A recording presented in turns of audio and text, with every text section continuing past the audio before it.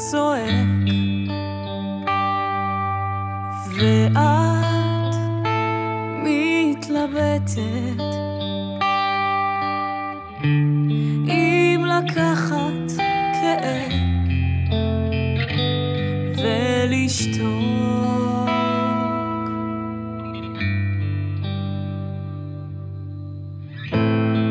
את אחת שבדרך כלל יש לה מה להגיד, אך העולם חסם את פיך באופן די מפחיד.